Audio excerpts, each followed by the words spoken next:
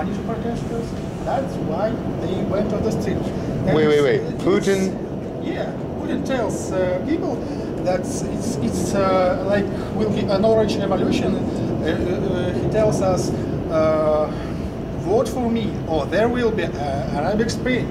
And look what's now in Libya. Do you want that? No, so vote for me. Make for third term for me. And it works in a way. Because So he thinks that the Occupy movement is a re-elect Obama he movement? doesn't think that. He doesn't think that.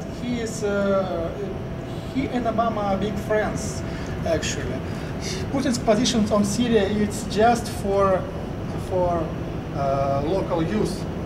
For people see him as something against USA because he is fear-mongering. He is telling the USA is very bad and it's made all revolutions in Ukraine, in Georgia, in Arab countries. And some people believe him. Wow. So in a way this works. Basically, I don't think I will be in trouble for talking to you. You know, it could be a lot worse.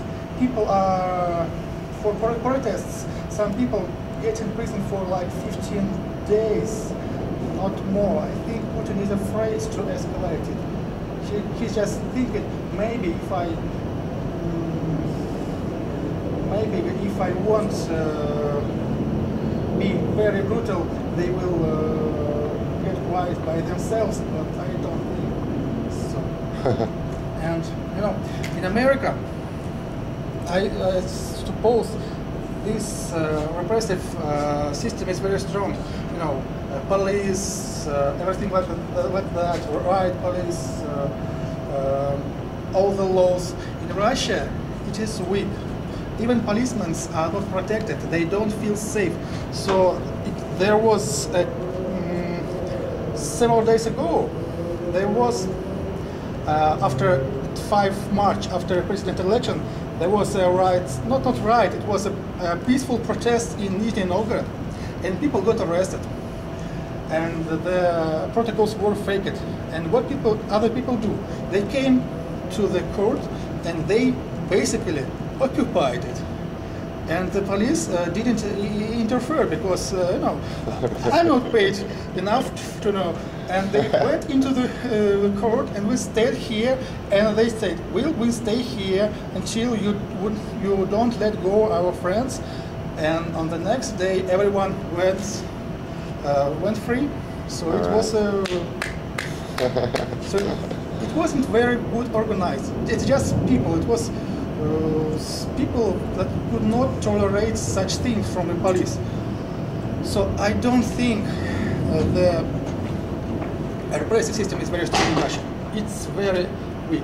The country itself is very weak, and that's something not very good. Because you know it could disintegrate this way. The Putin is not legitimate. The parliament is not legitimate. Everyone know there was big falsifications. The elections were forged. Both elections and parliamentary elections and presidential elections were falsified, and that's not helping Putin.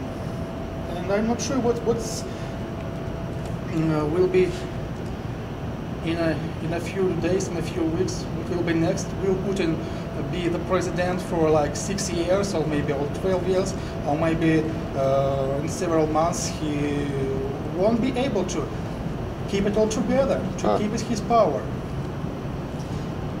I have a question. Maybe you mentioned this, or I missed it reading the newspaper. Was a constitution amended to No. re-elect Putin? No. I mean, re-election is always, it has been always there. I mean. The main problem is by our constitution, it's forbidden for a president to get elections more than 2 terms in a row. Putin said, they say in a row. So if I put Medvedev between me, it won't be in a row. So after that, I could be president again. That's bullshit, because constitution, it's the letter and the spirit. That's what it says. The spirit is okay. It's absolutely, it's, Constitution doesn't say, okay, you can be 2 times in a row, then someone, then against 2 times in a row, and someone. That's why doesn't it say, okay, you can be any how many times you like.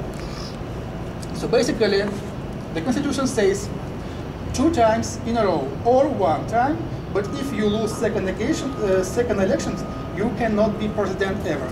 That's basically what it says. But Putin says no, in a row. So Medvedev was president, it's not in a row. Okay, I can be president again. That's bullshit, but people, you know. We need a new rule.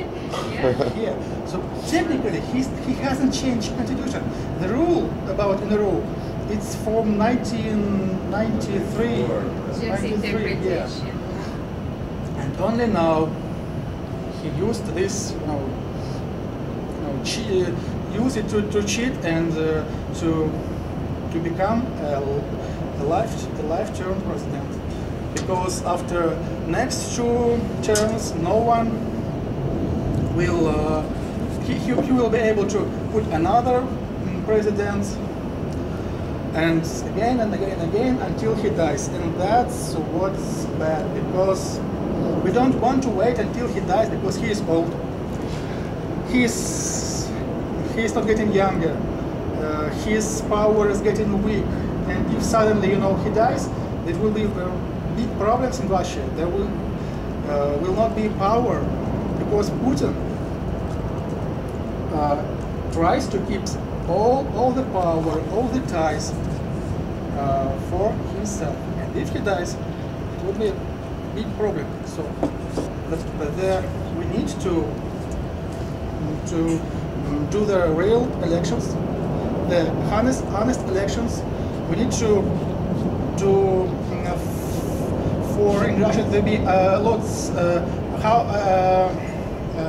many politicians, as many as possible, strong politicians, real political concurrence. Not like one Putin and everyone else are agents of USA who wants to make a revolution in Russia.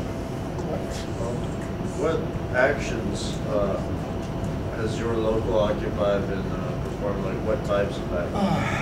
It's a bit cold yet for camps in Russia. It's like minus 10, minus 15 Celsius. But right now, until then, in this winter, it was marches, it was just people gathering around and meetings. Thousands of people, tens of thousands of people, marches, everything like that. But at 19th of March, guys in St. Petersburg plan to make the first permanent camp in St. Petersburg. In Moscow, after elections, it was like Putin got the police from all around the country, and from our city too. And it was like martial law, policemen everywhere, army everywhere. And that's why in other countries, protesters could make the marches, and no one resisted them because no police in city. And that's what's funny, because they were marching to local Kremlins and were demanding, and the local authorities lock up and help, and protesters outside. It was very successful because all the police were in Moscow protecting Putin. So Putin doesn't even have enough police to keep things at bay. Yeah, just while he's saying this, there's sirens going by. Perfect. Well, something like that. So I think we'll be trying to make camps soon. It will be much more difficult in Moscow because police getting nervous as soon as people say, okay, we want to go away. They start to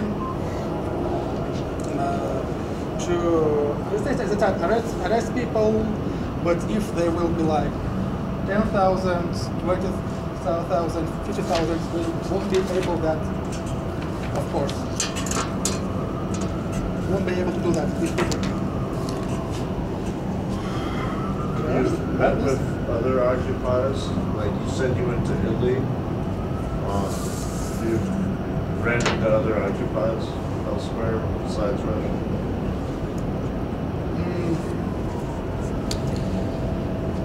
Yes, we contact with another Occupy movements by Twitter. Kirill Mikhailov is doing this because his English is much better than mine.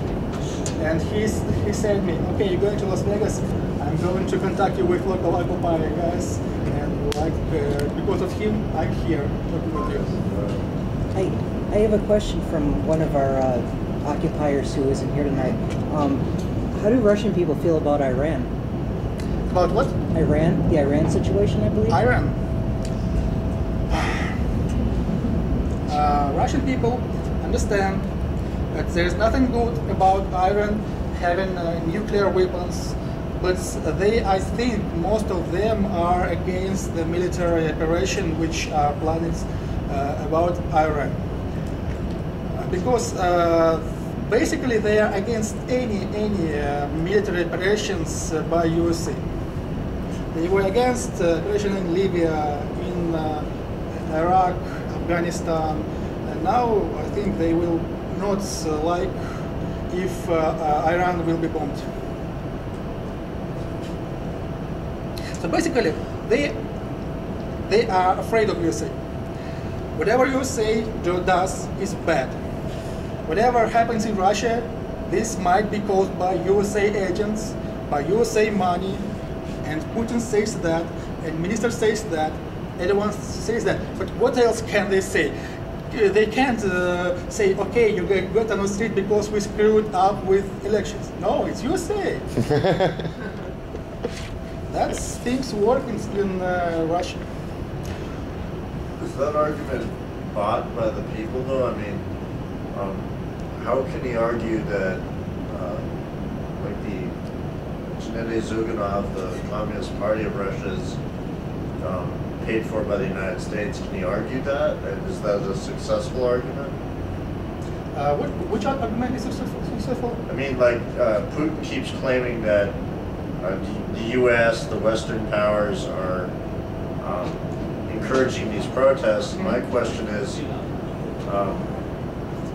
we can't be encouraging all of the protests because there is a legitimate opposition movement in Russia. Legitimate. You know, in the last few years, Putin and one of his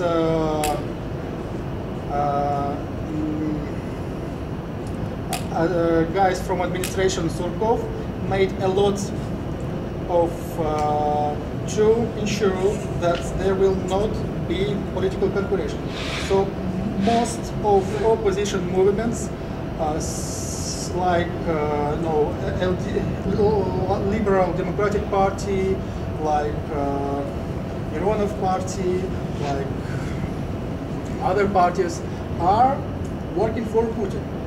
They are not against Putin. They are getting money from him. He controls them. And there was an interesting. Last year, one of the local politicians, Mikhail Khorev, from their right party, Pravое Дело, he invited in this party the controversial drug fighter with drug crime from Yekaterinburg. His name was. He invited him, and Putin didn't like that. And what happened next? Putin, the Prokhorov was discharged, and he is not anymore leader of this party. Another guys came, and he is so he did something that Putin didn't like, and he's not in charge anymore. Party got another hands. So most of the parties are Putin controls them. Huh. They are not against him. They are making. They are like sparring partners, which Putin False shows. opposition. Yes, I think only Communist Party is doing something against him. I was watching the elections from a Communist Party, actually, because they was one of the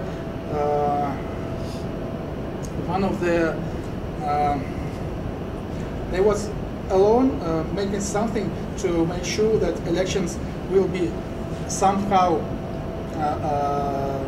legitimate. And even on my in my region, falsificators threw in ballot box like 100 votes for Putin. It's the scales of falsifications are enormous. The election institute is ruined absolutely. I was in Russia in the summer of 1999 and went to Moscow, St. Petersburg, and some other places, Kostroma, Umbridge. I got the impression when talking to people, I mean, a lot of people spoke English, and got the impression that they really wanted to forget about the times of the Soviet Union. I mean, they really wanted to break away from everything that was happening under the communist rule. But then, I mean, you have Putin, who came from the KGB, right? That means that the power, the real power players at the times of the Soviet Union, they never lost that power, right?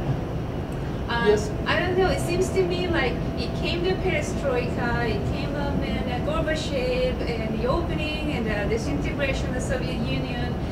But I mean, no, in the Putin years, and others kept there, stayed there, and still by ruling. I mean, they are there.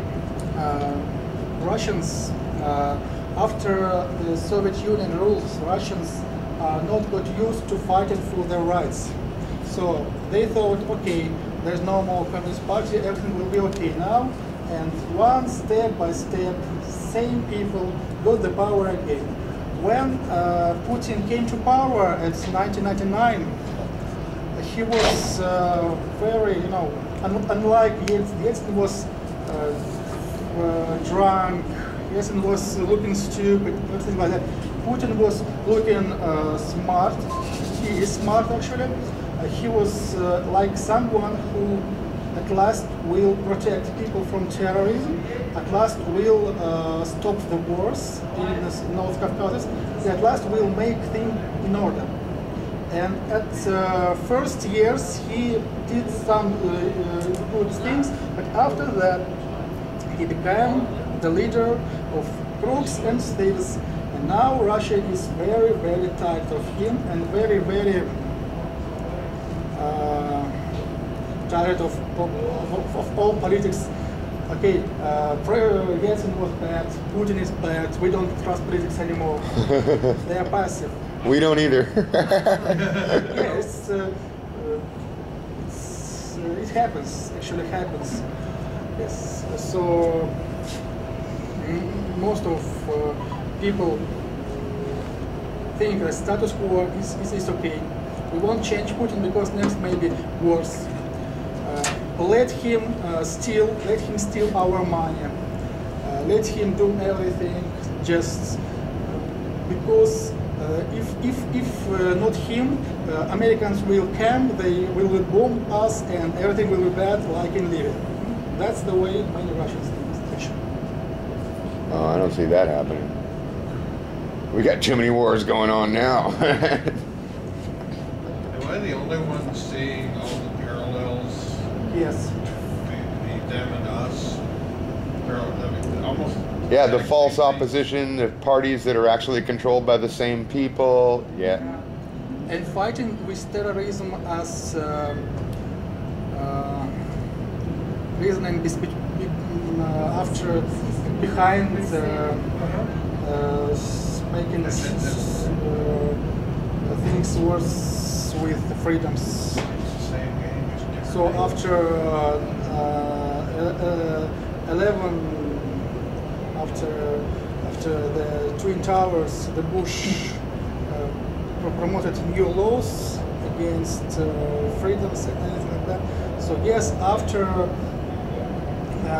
when Putin came to power, right before his elections, several houses were destroyed in Russia, allegedly by terrorists, and Putin said, okay, I will kill all the terrorists in their toilets, and it didn't happen, but now we are kind of losing our rights.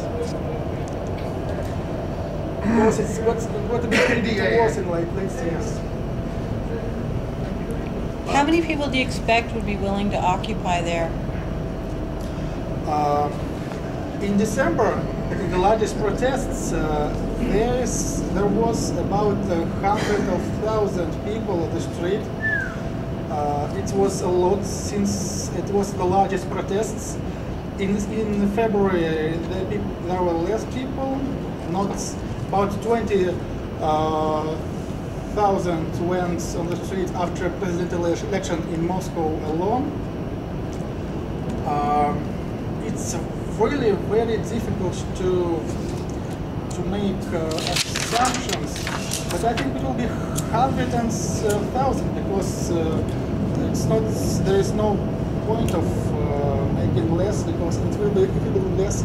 Our special police will just arrest all them, and that will be at the end of camp, like it happens in Pushkin Square after elections, where some people say we won't go, we will occupy this square, this fountain, and hordes of police came from everywhere, and they started to arrest people one by one. They wasn't using gas, anything like that, was just arresting people, was grabbing them, putting them into the cars, and arrested. Next days, most people were free again. I think Putin this is the way Putin lets us know that he will not tolerate camps in Moscow. But we'll see. A lot of us don't occupy a camp, and we're still occupiers. Is that plausible there? Yes, there are lots of protesters in Russia. There are tens of thousands watchers for elections. After parliamentary elections, a lot of people got angry for being cheated, and there are much more people went to watch the presidential elections. And there are a lot of proof that there will be enormous falsifications, which cannot even approximately with that falsifications we cannot approximately estimate what Russian people said about Putin. Wow. Did he got above 50% or less, or it was Putin forged like 10% or 20 or 30? He can't say that because there was so many ways to falsificate the elections. It was something like, incredible, never seen before. Are you using the electronic voting systems? In several regions, Russians, in parliamentary elections in December, they used electronic voting systems, and for some reason, our party, United Russia, Putin's party, got very, very small percentage. And on presidential elections, there are almost no electronic elections, only paper, because Putin didn't like the results of parliamentary elections where he had electronic devices. Wow. So yes. It's Got another one. worse. Here. we have, in our Constitution claims we have anyway, the right of the people to peaceably assemble and address their government for redress of grievances. Is there such a right in your Constitution? Yes, there is. Yes, there is. But if people going to gather, the local authorities demand that they will warn them first. There are rules like several days before action, and not less than that's 3 days, not more than like 7 days before action, or else they will be arrested by police. It's very different in different regions. It's very harsh in Moscow. Police is very harsh in Moscow. In Nizhny Novgorod, in Kaliningrad, in different Netherlands.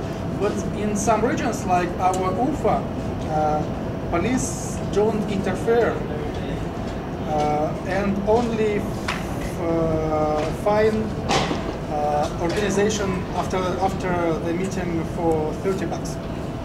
30 bucks. Yeah. But yes, some people get arrested even in Ufa, and of course in Moscow and other countries. What happens?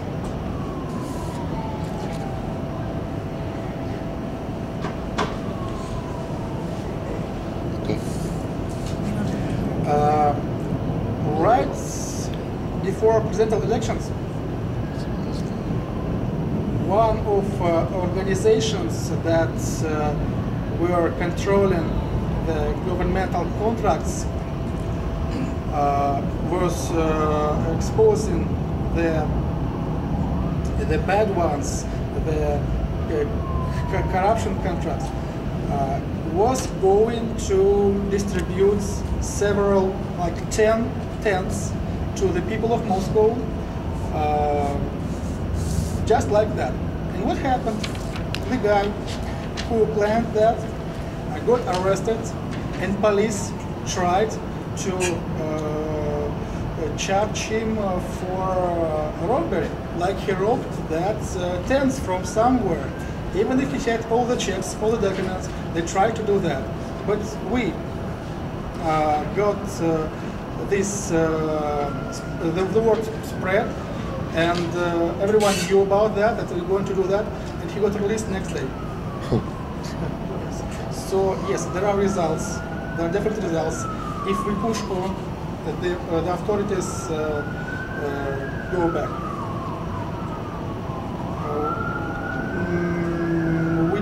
We try not to let very bad things happen, and I think this is the main success of Russian protests. Because if something happens, all the country, all the active guys know about that. Twitter, blogs, everything like this. Do you protest as a whole country, or do you go by region?